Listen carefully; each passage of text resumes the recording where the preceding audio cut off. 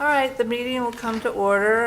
Welcome, everyone, to the August 25th. It's hard to say August. I can't believe it. 26th meeting of the City of Greenville Historic Preservation Commission. My name's Susan Daughtry. I'm the chair of the commission. Now we're going to have roll call. Andrew Moorhead, Present. David Denard, Present. Matthew Cox, Present. Wiley Hadcock, Present. Kamari Carter Green, Present. Sidney McLeod, Rebecca Smith, Susan Daughtry. The president. We have quorum. Okay. Madam Chairman, please, there is a quorum, so we're good. Right now, we're going to do approval of the agenda. Does anyone have anything they want to add, or do I have a motion to approve? I'll move to approve the agenda. Second? All in favor? Aye. Any opposed? Now we're just going to move to new business. Yeah, he's got a statement. Conflict of interest. Yeah, let's put it in. It should be up there. You guys should all have in your packet the general statement in regards to conflict of interest and prohibition against ex parte communication. We only have one matter tonight that you would really need to, that would come into question, so tonight, now would be the time for any disclosures if you've had any communication or you think it can't be partial. All right. Anyway.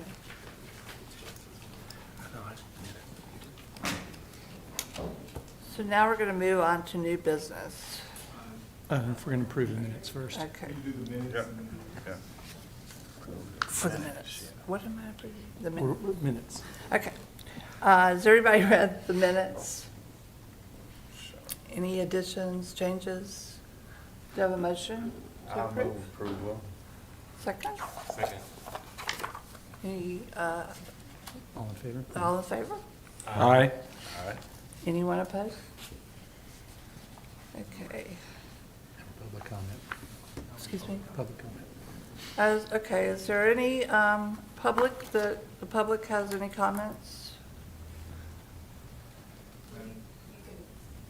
What's she saying? Okay. New business. The next agenda, item on the agenda under new business is a major work for all the Dickinson Avenue, and staff will make a presentation. Swearing in first, right? Do we need to swear in first? What's wrong? Do we need to swear in first? We can get sworn in now.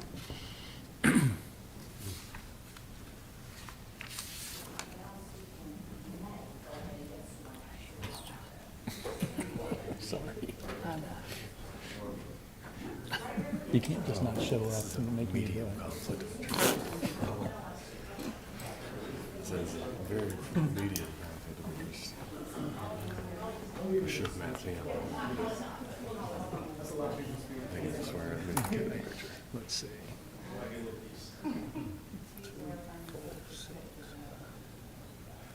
There's a bunch of different architects. There's a conflict of interest because those two dudes are on the same night. But it's still about so, you go on the same time? What is it? Blue stripe? Are we ready? Ready? We're ready. Okay.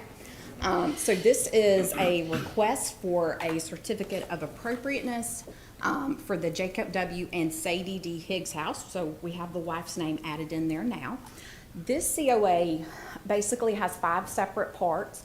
I'm going to go through them just to kind of help you, be able to digest all of this. Just to give you a little history, this property was designated as a local historic landmark in 1993. So that's why the commission has purview over the changes. In January of 2024, City Council approved an order to actually have the property demolished due to its dilapidated state. If any of you were on HPC at the time, you'll know that HPC was very much moving to save it from being demolished and trying to find a agency or someone that would take ownership of the house. So we now have new owners of the property. They have worked with Preservation North Carolina, or PNC. As part of that process, when they purchase the house, there's a preservation easement that's attached to the house. So with this request, they not only have the city, but they also have to go through PNC. And then the State Historic Preservation Office is also involved in the reviews as well. So a lot of these things that you're seeing tonight have already been reviewed by some other agencies, but it still has to be approved by the commission as well. So the house itself is a two-story frame transitional Queen Anne and Colonial Revival style. It was built in 1905. It has features of the Queen Anne style. It also has features of the Colonial Revival style. It also has a wraparound porch and a porte cochere to be very, pompous, a carport. So I'm going to go through the different requests, and then you have these items in your packet. So I've tried to put little balloons and things to help you see what's going on. So number one is the addition of a utility box along Chestnut Street. So I want to get your bearings for you. So at the very bottom is Dickinson, the very top is Chestnut, and then to your left-hand side, that's Pennsylvania. So the house itself is at the bottom facing Dickinson, okay? So the utility box or a hot box, a lot of the reason that these requirements are coming to you is because you're taking a private residence and it's being converted into a commercial or a public building. And because of that, there are some things that have to be put in place because, again, you're switching the use. And so a few of these things are, I'm just going to call them have-tos, okay? So the first one you have is a utility box or hot box. That is going to be located along Chestnut Street, just somewhere around where this green star is. And you'll notice that a lot of these add-ons are being added to the back of the property so that way you still have an unobstructed view of the house. Number two, this is the addition of American with Disabilities or ADA ramps. And I've shown those in these orange lines. And you'll see how we have the carriage house and those ramps kind of snake around it to get you to the back of the house. Number three, they're taking the existing fencing that's there, and I've got plenty of pictures, and they want to extend that fencing. And so this red line is showing you where the new fence would be. So it's coming down Chestnut. The fence is going to be in between the house and the parking lot, and we'll get to the parking lot in a minute. And then it's going to come back around on the interior side and connect up to the fence at the front. Number four, you have a parking lot, which is right here. That's going to, ingress and egress is going to be off of Chestnut. You have a dumpster, which is this blue star. Again, this is in the back. And then you have some sidewalks, and that's shown in gray. And then the last thing is removal of certain trees, and so I've got some diagrams to show you what those are. Looks like my sentence cut off, but I just said it. A lot of this is because of the conversion of the property. So now you're looking at the back of the house. So this would be if you were standing at Chestnut and you were facing Dickinson. And this is just showing you the ADA ramps that are being added. And you can see they have a brick foundation that's going to the back of the house. And then this is also from the carriage house. This is just the profile of how those ADA ramps. So the top left, so from Chestnut Street, you really don't see much. You have this one poke out here on the right-hand side. The interior view, so this is between the Higgs house and the neighbor. And you'll see you just have a little piece that's coming out. This is interior, so this is facing the courtyard. And then from Pennsylvania, again, that's the road on your left-hand side. You would see it come down the sides. So in your design standards, the only thing applicable in your design standards is where it just talks about if you're going to have utility boxes, they should be installed in a manner screens or camouflages their appearance as much as possible. So they're putting this at the back of the property. For your ADA ramps, the applicable sections are going to be that You are gonna have these when you have new uses. The building code does apply. You do have health and safety and accessibility requirements. At possible, if you look at number 3, it talks about all those things should be located at the rear or an inconspicuous side elevation. And then it does talk about requirements being temporary, but in this case, they're being permanent, and this isn't going to be a temporary conversion of the property. So this is the front of the house. This is along Dickinson Avenue, and these little bubbles here are just showing you, the bubble at the bottom is just showing you the existing fence that's there. Their COA, the new fencing is going to be like this, so it's going to be in the same style. Over on the right-hand side, it's just showing you that that fencing is going to go along the property line. So this is on the left side of the house. They do have a circular driveway. That driveway is going to stay in place, but it's not going to be usable. Your guests, your staff are going to be using the back parking lot, but they're still going to retain those wheel paths. My bubble up at the top is showing you where the current fence ends and how that's going to continue along the side of the house. This is the second part of the circular driveway. So this is from the back. We're standing at Chestnut. You'll see that the fencing is going to continue somewhere across the yard. And then at the back, just this little trapezoid thing I stuck there, that's just going to show you where the entrance to the driveway is going to be. And then you'll have your utility box and your dumpster off to the left over here somewhere. So when we're talking about fencing, because they do want to extend it, it does talk about retaining and preserving original fences, which they are. It does talk about retaining the character defining elements, and this is where you have those, red brick piers, and then you've got like a picket style between those piers. And so again, they're not proposing to remove the fence, they're just proposing to extend the fence in the same style. And this is just a continuation that again talks about using accurate documentation. Well, you have the perfect documentation, you have the fence there on site. Shouldn't follow property lines, and again, this is going to be interior to the site, out of right-of-ways. And then we talk about fences along rights-of-ways should be set back 3 feet from the sidewalk. We don't have a sidewalk. But we also talk about front fences should not exceed 3 feet in height, and rear fences should not exceed 6.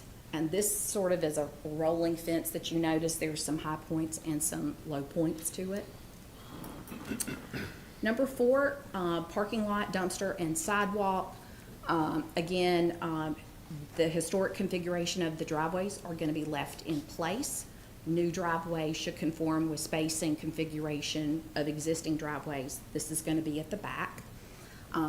Also, minimal alteration to the site itself, using it to access side and rear parking lots. And then they also should be located, again, as unobtrusively as possible. And again, you're locating off-street, you're not putting your off-street parking in the back, you're putting it in the rear. Also, we're staying out of the side yard. New parking areas should be compatible with it says the district, but with the property itself. They should be screened from adjoining property owners. Your existing mature trees should be incorporated in the parking areas. We'll talk about that. And again, you don't want to soak up so much of the rear yard that the residential character is lost. And driveways and parking should not directly abut the structure. So for the trees, what I've shown you is on the left-hand side, because this property has a lot of very mature trees. So on the left, what I have shown you is all of those green circles are the trees to be retained, okay? On the right-hand side, they're asking permission to remove 3 trees. As an aside, City staff has already reviewed some of the trees that were looking a little sick and puny, and they were given permission to go ahead and remove those, okay? So those have already been approved by staff. The 3 that we're showing you now, they are healthy trees, but again, part of this project, they are needing to have the trees because you've got your parking and some of the other features. The takeaway is all of the green dots on the left-hand side are the ones that are going to be kept. And removal of trees, it talks about landscape features being character-defining elements. Again, they are retaining, I don't do math, but maybe 80% of the trees that are already on the site. It does talk about existing large trees, significant landscape should be incorporated into the plans, and the proportion of the green area to built area should not be significantly reduced. So these are the 5 different requests that are in front of you. And the Design Review Committee met on August 6th, and the committee met and recommended approval of the request. And then I'm here for any questions at all, and then I will turn it over to the applicant. Anybody have questions?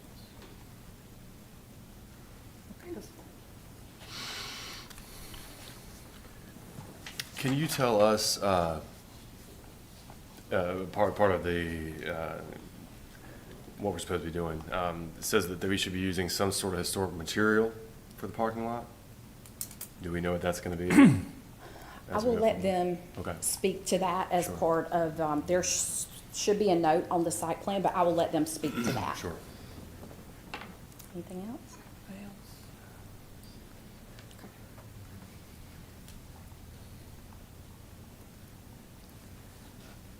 So now we are going to hear from those that are going to speak about the application. And is there anyone here that signed in to speak?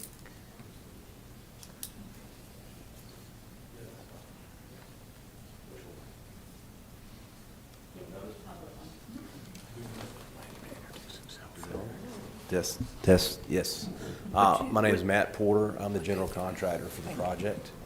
Just wanted to introduce myself. If you have any questions, I'm happy to answer. Nothing added further than what the presentation was. Nobody? So, for the fence, do we have an idea of how old that picket fence is? Is The it, picket component, yeah, some of it, if I'm not mistaken, is even vinyl, which is indicative looked of like not old. The brick, I was out there yesterday on site with Maggie Gregg with Preservation NC and Lauren Poole and Wade, I forget his last name, was Shippo, yesterday. And what they have agreed or allowed, pending you guys, is all of the brick piers or columns that are there are in complete disrepair because over the years, crepe myrtles and other things were growing up inside of them. All the mortars busted loose. A lot of that can be reclaimed. But the proposal was that we use that brick for repairs that are needed on the house because it's the same or similar. And they had some approved, there's several vendors that they have that we can get more of a historically accurate brick that we could replace, but with a new product. So the piers would go back, or the columns would go back where they are. And the fence in between, we envision being some type of black aluminum or wrought iron fencing. The gates would become a wrought iron gate. That design hasn't been put together yet. I would imagine that the gates would be a taller product versus than the fence. I'll let Brian Fagonis explain further, but we're not allowed to use that driveway really for any purpose other than maybe a bride and groom drive-away in it or something like that. So they're gonna be locked predominantly all the time. what's the height of those piers, and can you tell from the I can get you original- an exact measurement, but I'm just telling you that 42 inches on me is right here from experience, Okay. and they're not more than 52 Okay, max. I really don't think they're more than 4 foot tall. So the fencing is not gonna be more than a 36 to 42 inch height. That's sort of what I'm getting at. So do we know from where the original fence attached to the pilings, how tall that original fence was? There's no, I mean, there's no way to know that. The pictures that, at least with Maggie Gregg, go ahead. We have pictures of the original house that, from, even from the original owners, and there was no fence there at all. So I don't know when it was put. A lot of renovations were done about the 80s, so we're thinking it could have been around there, but we don't know when it was put in. But it's not original at all. But you think the pilings, I'm sorry, the pilings were also No, put there in? were- Not just, okay. There was No no fence. fence. When we saw all the original pictures, all of the pictures, there was. Do you happen to have I can show, it'll take me a second, but I can pull up. Yeah, she's got a whole file of the Yeah. original. But, Okay. yeah. But it definitely was not original to us. Any more questions? Can I ask, is there a general timeline for the completion of this work? You had to ask me that. I've already been pressured by one of the preservation people that if I can get this done by September 11th of next year, her mother wants to have an 80th birthday party there. I would say to you that it's a 12-month minimum project from when I can start, truly start. I have gotten a COA to replace roof like kind with like kind material, and then the demolition only of the rear addition. That's actually done now. And quite honestly, the house is exposed because there's no way to prevent that without beginning the work. So there's some urgency in that, but that has been done. When I can get through permitting, we do have, if I'm not mistaken, an approved site plan. So pending this approval, I can go ahead and submit for a building permit with the city of Greenville. I would guess that would take 3 to 4 weeks, and then we would start. So I would say a 12 to 15 month period. Is 10 months impossible? No, but a lot of things have to line up perfect. I mean, there's a lot of particulars in there. I can't just go wreck stuff. So when you're pulling wire through walls that I'm not allowed to cut into, it's going to take a lot longer to do that. So it's a hard question to answer, but it's a fair question. Fair question. Anybody Anybody else? So the new driveway is going to be concrete or some other material that goes into the Well, there's really not a parking lot? driveway. The driveway that's there is going to stay just as it is. And the rear, I'm sorry, I meant the entrance to the parking lot. the parking lot, the design, does this have the official design? Yeah. I would imagine, I'm going to let Brian speak more on that because he's the one that decided. You have any questions for me? Anybody else? Is there, the shed, is there a shed now? Yes. Okay. We call it the carriage house. I don't Sure. think there's any I know what's gonna be real called. indication that there were horses there Sure. at any point, but that is basically staying as it is, other than Okay. repairing it. But the location's not being compromised in any way. Sure. Yeah. And I would just mention, and to talk about this DRC, the reason that at least two of those trees are going away, they're too close to the carriage house. Okay. Yeah. That's what I was wondering. Anybody else? Thank you. No? Go. All right, so I'm going to try to answer the couple of questions I think that you just asked. I'm Brian Fagundis, principal with Art Consulting Group, so we're the civil engineers involved in this. So with Shantae's 5 items, really from our world outside the building, the challenge with something like this is really trying to marry the honoring of the historic components with the marriage of present-day codes. And so where we get hamstrung is, to answer your question, Mr. Moorhead, the driveway connection itself to Chestnut Street is going to be a concrete driveway connection. And that's a Public Works Department standard for a commercial driveway.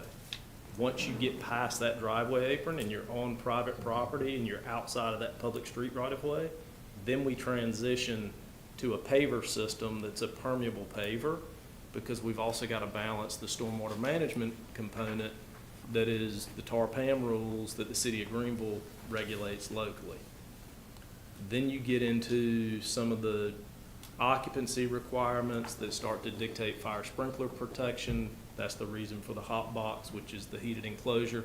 most all of these things, we're really fortunate in the way that this property sets up naturally, in that we are able to, we use the term hide some of these things behind the prominent face of the house. So it really works well to be able to access from Chestnut, to be able to have utilities coming in from Chestnut, and frankly, it allows us to minimize the disruption to the remainder of the property. So the circular driveway that serves the portico that's there now, and we had a little bit of this conversation with staff, if that were to be built today, it would never happen, because NCDOT wouldn't allow it because of its proximity to Dickinson Avenue. So the compromise with them, if you will, to leave it in place, because it does have significance to it, is to then gate it and close it off and provide Knox box so that City of Greenville Fire EMS, if they need to use it, still have access through that in an emergency scenario. They probably don't need it, but you never know. So coordinating with the fire marshal, he was more than willing to accept that type of access to it. I think that hits the high points. There is one of the trees, a couple of them are proximity to structures, and one of them's actually grown into the carriage house roof. So Okay. without that tree going away, I don't know how you repair that roof. It's actually really impressive to see what that tree has done in that roof, for what that's worth. So I'm glad to stand here and answer any questions you guys have and talk through things. Can you take the dumpster in and out the main, It'll be serviced from Chestnut. so you don't have to add a second drive there? Correct. And again, I'm not a fan of that dumpster at all. Wish we could avoid it. Yeah. Unfortunately, that's a city code requirement for us to plan for and have space and provide that dumpster pad. But yes, it does get service from the Chestnut Street driveway. So you could probably hide it maybe with fencing. And it will be screened on at least 3 sides for that very purpose. Yeah. Anybody else? I do have some photographs, if you'd like to see, some very old photographs of the house without, I mean, if you'd like to, and okay, no worries, just let me, sure. So, anybody else? So now we'll hear city staff's recommendation. Thank you, guys. Thank you. Not in favor. Excuse me? You have to ask if anybody's in opposition. Oh, I would imagine, but okay, does anybody have any questions or not opposed to what was just presented? Okay, we're good. Okay, city staff's recommendations? Well, I'm here about my family home on Chestnut.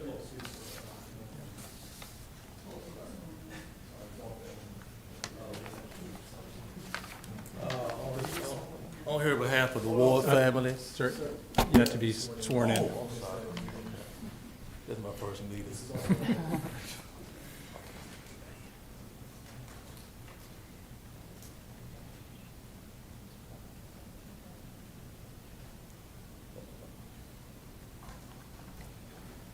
Identify himself too. Good evening. On here on behalf of the Ward family. We have a house on 1280 Chestnut Street, and we received a letter in the mail about this meeting about making a historical area. I just wanted to find out what's, I was curious, came here to find out what's, what our home is, what's relevant to our home in the area. They're gonna make our home historical or what, You probably got a letter because your property was in 500 feet of the Yes, yeah, Higgs house. yeah. So that letter's letting you know what was going on with the Higgs house, but it doesn't actually, it's not changing anything for your property. So I would probably not be historical, No. or just the. Yeah, just notification of the meeting. That's what the letter was for. Okay. Right. So you're okay? All right. Now, so, now we'll hear the city staff's recommendations.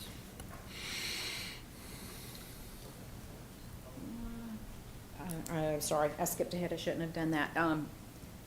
The request is in compliance with your design guidelines, so staff recommends approval. Okay. Oh, and I will say, because there were some other things talked about, this may have another COA coming to you in the future. There's still a lot of things that have to kind of materialize. So this may be another meeting at a future date. Okay. All right, so the public hearing is now closed. So is there a motion to adopt the findings of facts that have been presented? Move to approve? Second. All in favor? Aye. Opposed? All right, Now we need to move the COA. excuse me, Now we have to approve the COA. where is?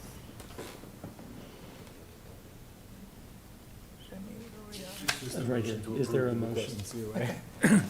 So you did the findings of We're on fact, so it. now you actually have to approve the Okay. request. Is there a motion that the requested application and proposal is in congruence with the design guidelines and that the applicant's application for the insurance of a certificate of appropriateness should be approved? So moved. All in favor? Aye. Any opposed? Good job. Great. Okay, Now we're moving to this. Now we're moving on to the next item. excuse me, Now we're moving on to the next item. which is right. Oh, I'm moving him. Okay.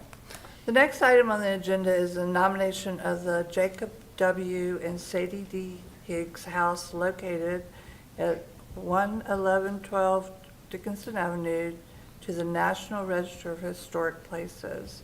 Staff will make a presentation. Okay. I have a slide in here that will explain the difference, but I don't want to rehash a lot of this stuff. But the property owner is asking for the property to be listed or designated, those words are interchangeable, to the National Register of Historic Places. Most people just call it the National Register, okay? This is coming in front of you because the property is located in the city of Greenville. SHPO has sent this to us. I'll get to the end of where they're asking you for a recommendation. This will be packaged and sent, because this is a federal level designation, and they're just asking the commission to comment on it. That's essentially what you're doing. The National Register is a little different. It's a federal designation. It's an honorary designation, okay? So that means the commission doesn't have purview if you're only on the National Register. However, this house is local as well. This is federal level.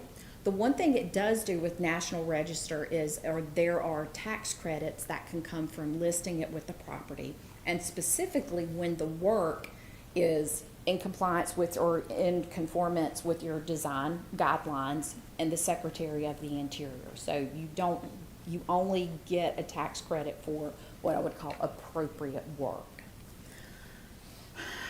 There's basically two different things for you to be eligible for a National Register.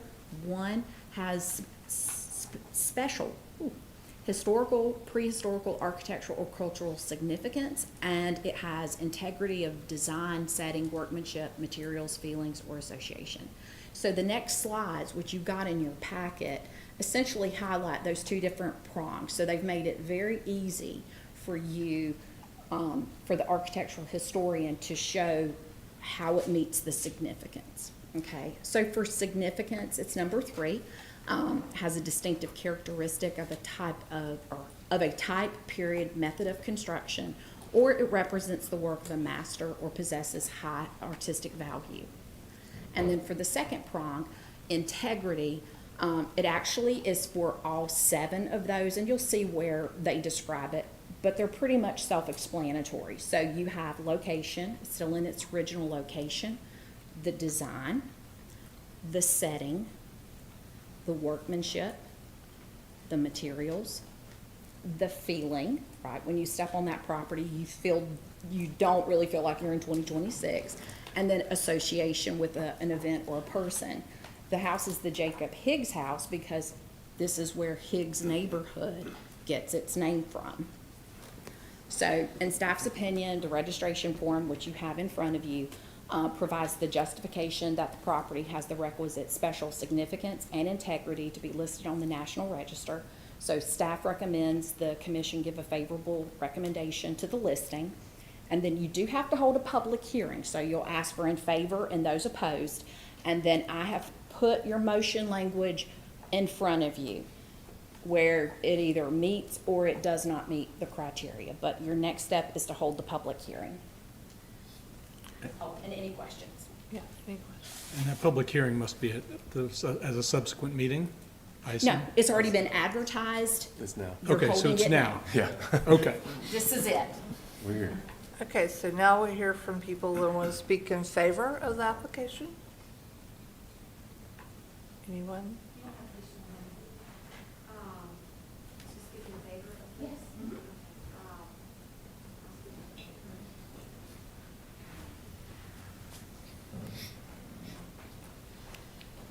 Hi, my name's Erin Scully. I'm part owner of the house, and I'm really excited that it's being considered for the National Register. We've been working with a wonderful consultant, Cynthia DeMiranda, out of Durham, I believe, and she's been to the house several times and feels strongly that it's a good candidate for the National Register. I can tell you that our plans for the house are, for it to be a showplace in Greenville of what was, and it's got just a beautiful. I love the way you talk about the feeling of the house, and just that when you walk on the property, you do feel like it's a special place, and it's really our goal to bring that back, and just to involve the neighbors and really make it a special addition to Greenville for events and visitors and all to see and really enjoy. So just wanted to come say thank you for considering it.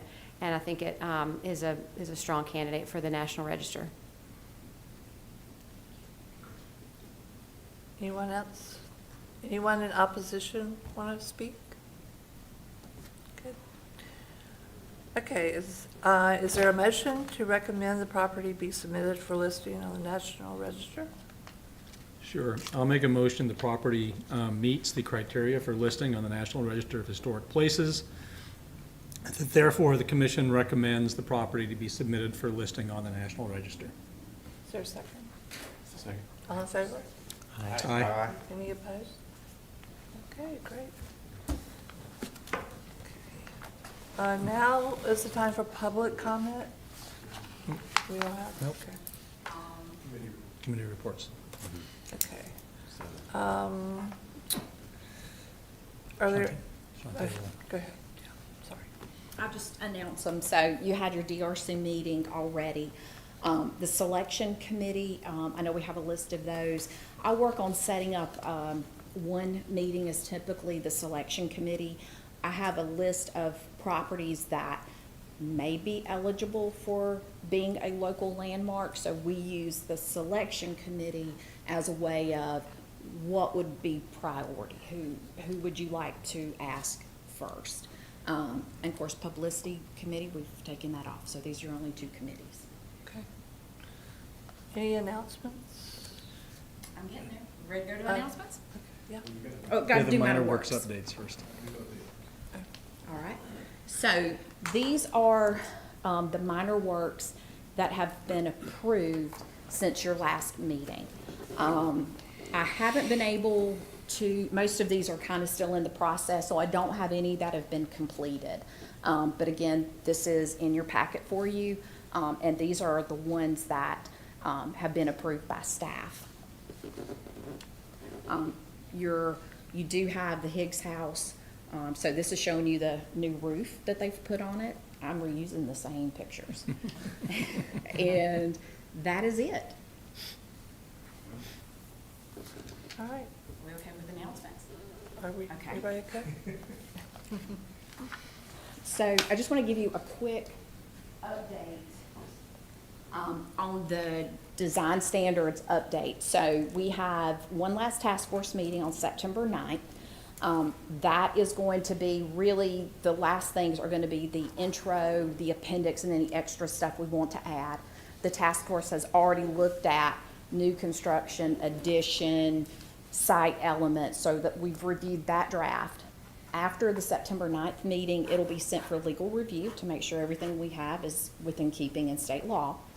Around mid-October, we are going to send you a draft of the whole thing. We're going to send it prior to your meeting packet because it does have a lot of information in it. We want you to be able to kind of read it and absorb it.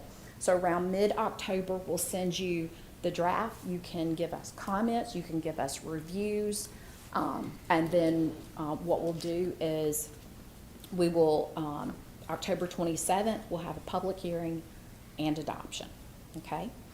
And one last thing, I'm going to give you some homework. The reason why I'm giving you homework is because we have looked at the kind of work that staff can approve, what kind of work you want to come to the commission. We've basically reworked your minor works list. And because I wear glasses, I had this printed in large font for you, so it's easy to read. And all this is just about every kind of work you could possibly do. And what it's showing you is, if it's in the red column, they don't even have to report it. You want to paint your house the very same color, proceed. Yellow means it comes to staff. Staff can approve it. Green means it comes to the commission. Now, we always have the piece where if staff is unsure, we can bring that to the commission if we're unsure of it. But I'm going to give this to you. It's long, right? But I had it printed large for you. And this is probably one of the more important decisions, which is what do you want to come to the commission and what's okay for staff to approve. And you want to think about it in terms of importance and what you want to see, but then the other side is the convenience and property owners being able to do something that is not that big of a chain and being able to do it quickly as they can. But there's that balancing act of how much do you want to require for people to come in front of the commission, okay? And I'll give this to you at the end. And I think, yeah, that's it. Any questions? Anybody? All right, is there a motion to adjourn? Move to adjourn? Second? Second? All in favor? Aye. All right, there we go. Thank you very much. Dinner?